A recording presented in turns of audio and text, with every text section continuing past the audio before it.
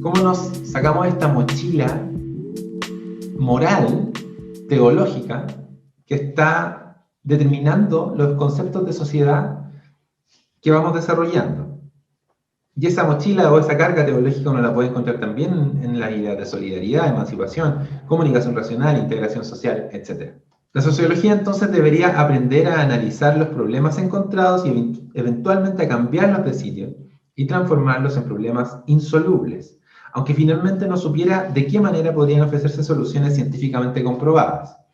Para todo esto se necesita una descripción de la sociedad teóricamente fundada.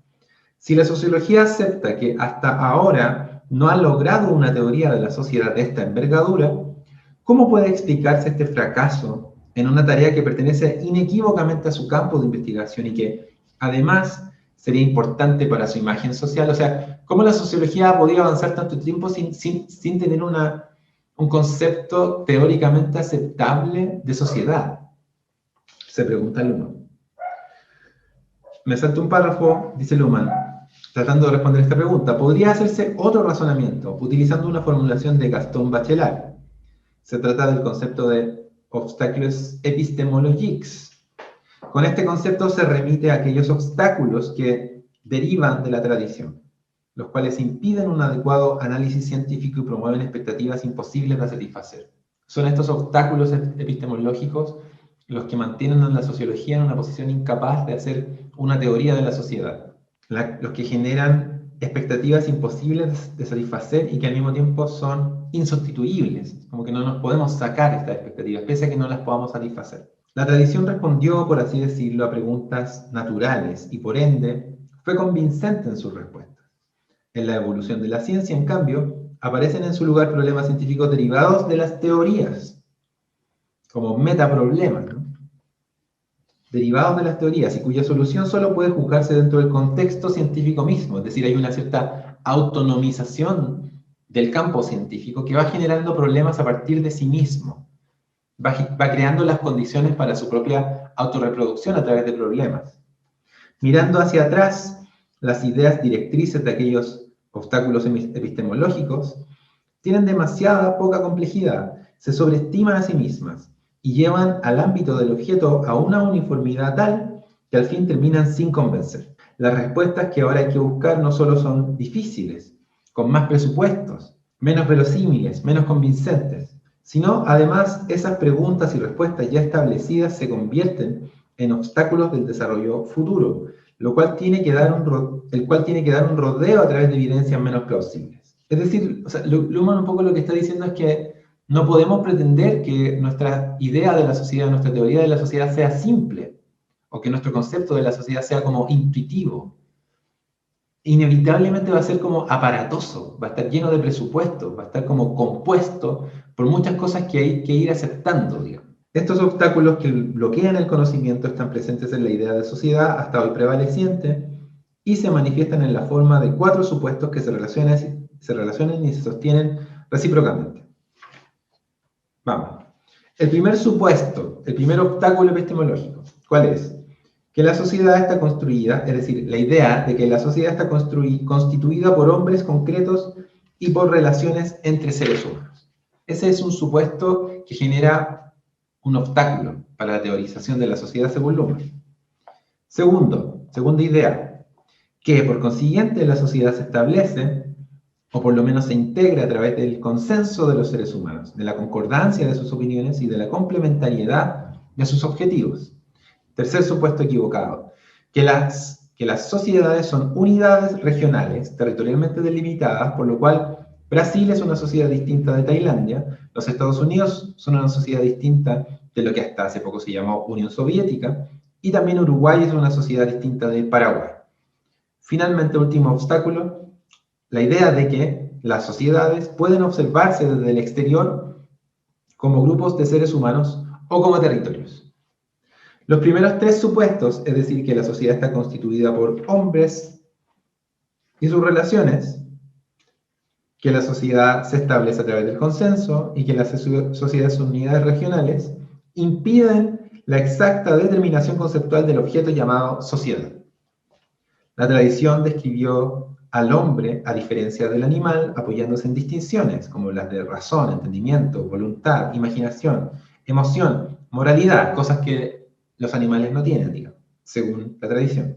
Las cuales, estas distinciones, dado que representaban acervos tradicionales de pensamiento, únicamente se retocaban, pero no se especificaban empíricamente ni tampoco en su modo de operación. Es decir, una herencia conceptual que parte de una relación intuitiva con el mundo y que luego solamente se va retocando. Estos son como los obstáculos epistemológicos, son ideas que parecen tener sentido, que parecen obvias, que parecen naturales, pero que tienen una raíz intuitiva que no les permite articularse de una manera limpia como teoría. Para interpretarlas, esas ideas, bastaba con referirlas unas a otras, aunque eso mismo impedía aclarar sus bases neurofisiológicas. A su vez, la distinción psíquico-social no podía acoplarse a estos conceptos antropológicos. Las dificultades aumentan todavía cuando se abandonan estas distinciones para insistir en el valor de la capacidad de designación empírico-científica. La problematización de la individualidad humana respecto de la idiosincrasia de las asociaciones y emociones de cada uno empieza alrededor de la mitad del siglo XVIII, es decir, claramente antes de la Revolución Industrial. Con esto se rompe la tradicional ubicación cosmológica del ser humano, dentro de un orden que le otorga dignidad y forma de vida. En lugar de ello se problematiza la relación individuo-sociedad. Como sea que se continúen utilizando los conceptos tradicionales, es obvio que no todo lo que individualiza al ser humano pertenece a la sociedad, si es que hay algo del hombre que le pertenece. La sociedad no pesa lo mismo que el total de los hombres, y no cambia su peso por cada uno que nazca o por cada uno que muera. Hay una independencia entre sociedad y población, digamos. No se reproduce la sociedad por el hecho de que en las células del hombre se transformen las macromoléculas o por el hecho de que haya cambios de células en los organismos de los seres humanos individuales.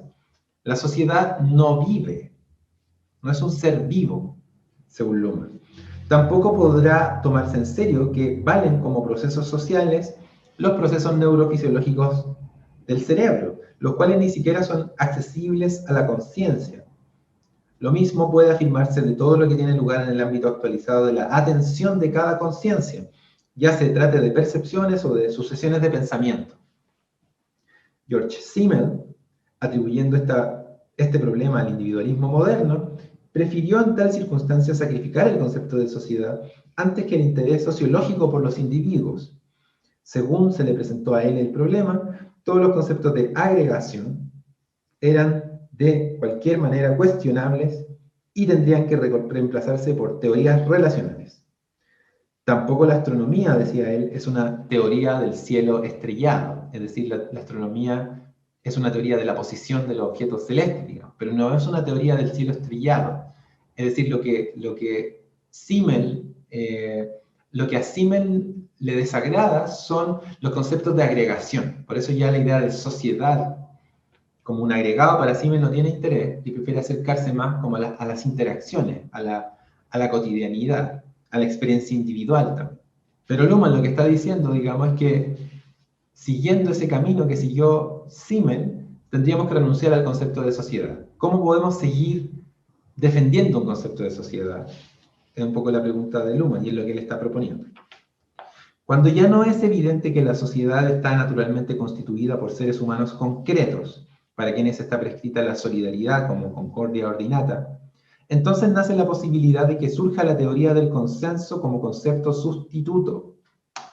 Es decir, a medida que se hace ya cada vez más evidente a través de la historia que no hay como una naturaleza que genere consenso entre los hombres, entonces surge la teoría del consenso como concepto sustituto.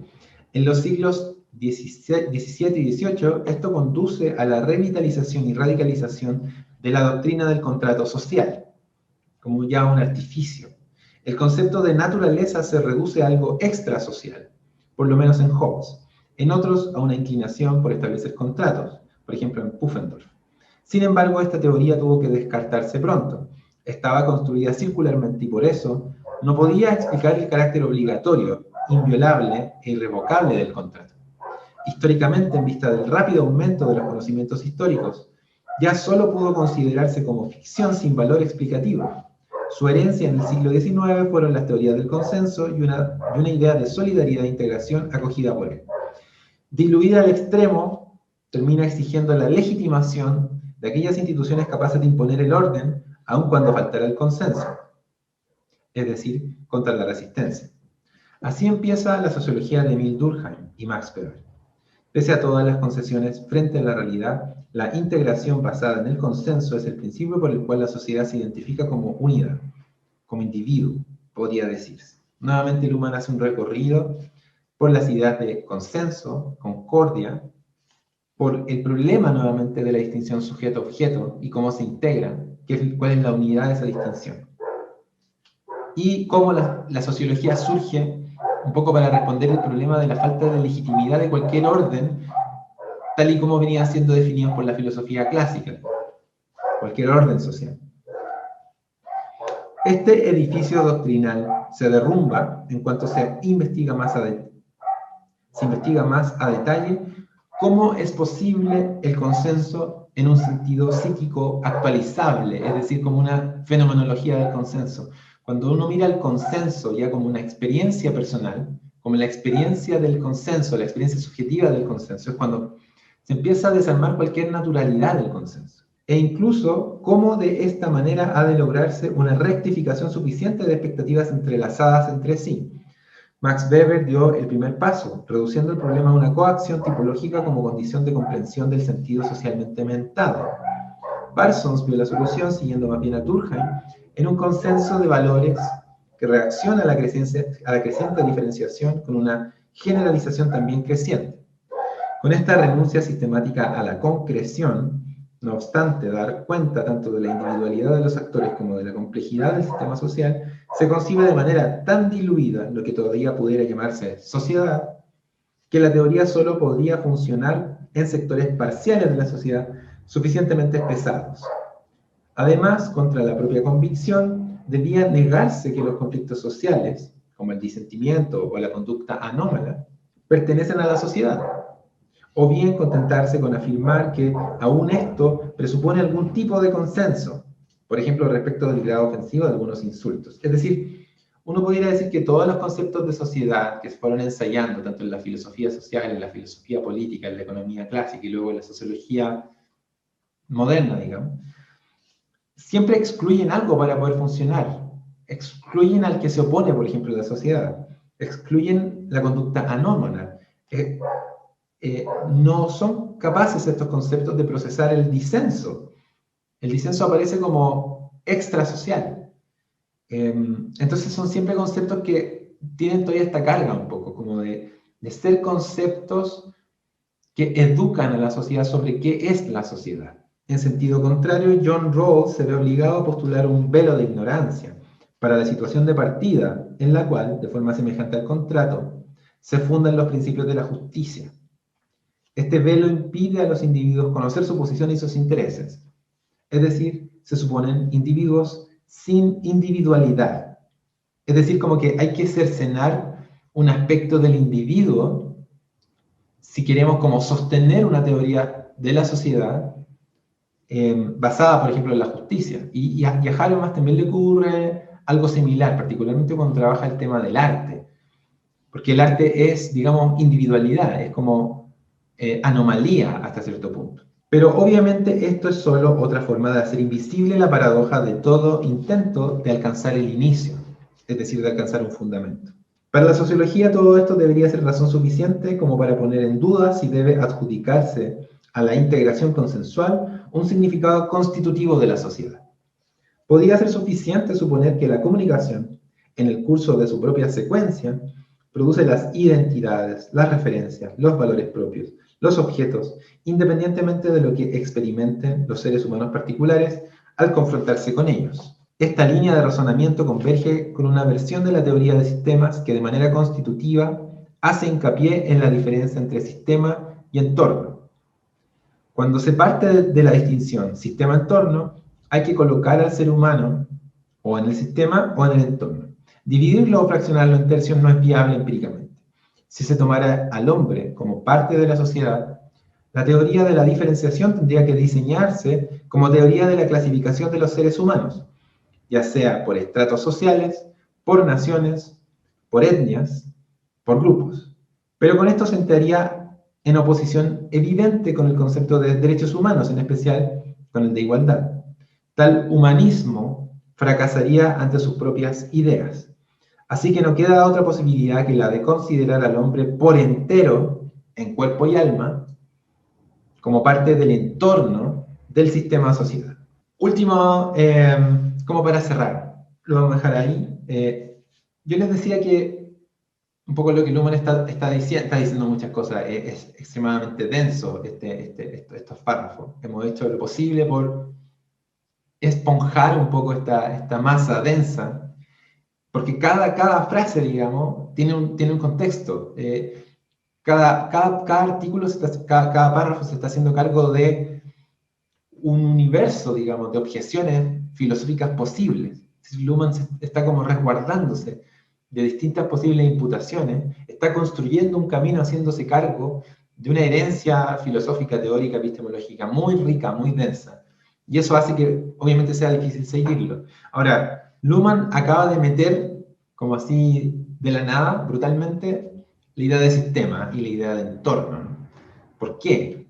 Si vamos un poco a lo que estábamos diciendo antes, cuando Luhmann habla de estos obstáculos epistemológicos, él está diciendo un poco que intuitivamente, digamos, las sociedades van desarrollando conceptos para referirse a las cosas.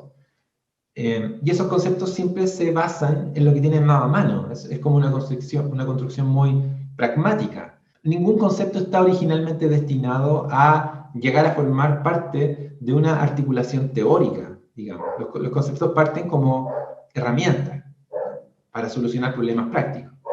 Entonces, aquellos conceptos que históricamente han sido usados para denominar la sociedad tienen tienen un origen que tal vez sirvió en determinado momento, cumplió una función práctica en un cierto grupo, pero eventualmente esos conceptos ya nos impiden desarrollar una teoría capaz de dar cuenta de la sociedad tal y como la podemos ver ahora, tal y como existe ahora mismo, con toda su complejidad, con todos sus matices, ¿no? Entonces Luhmann, en vez de hacer lo que hacen muchos sociólogos, que es como sostener el esquema sujeto-objeto, sostener ciertas ideas como obvias, ir depurándolas, ir rearticulándolas, ir redefiniéndolas, él lo que hace es empujar de la mesa todo este bagaje, todos estos conceptos que tienen esta historia que los vuelve problemáticos en algún momento y directamente instalar conceptos nuevos, sacarlos de otro lado, empezar de cero. ¿Por qué hago este énfasis? Porque para muchas personas, digamos, el problema con la teoría del Luhmann justamente se debe a la idea de sistema, porque la idea de sistema genera una especie como de distancia. Sistema, como el sistema, ¿no? Es como el problema del sistema. ¿Por qué una teoría que se centra tanto en esto? Por otro lado, la teoría de sistemas tiene una historia que parte mucho antes de Luhmann, tiene autores y es como una tradición independiente. Y no siempre Luhmann aparece como parte de la teoría de sistemas. Él hace una versión de esto. Pero lo que él hace es como, en vez de seguir insistiendo en estos conceptos que inevitablemente nos van a llevar como a tropezarnos en estos obstáculos de la tradición, mejor utilicemos conceptos totalmente arbitrarios. Es decir, utilicemos conceptos que tienen otro punto de partida, que tal vez surgieron de otro medio, de otras ciencias incluso, y veamos qué pasa cuando los tratamos de poner como al servicio de una teorización de la sociedad. Una cosa que pasa es que, claro, tenemos que hacernos cargo del concepto de hombre.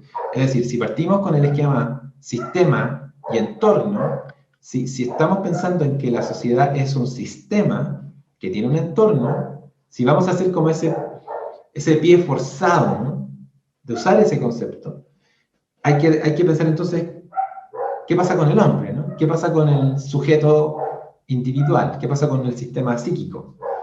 Y lo que está diciendo Luhmann es que el lugar en el que queda el hombre, si queremos rescatar todavía la figura del hombre y del sujeto, queda afuera, en este esquema.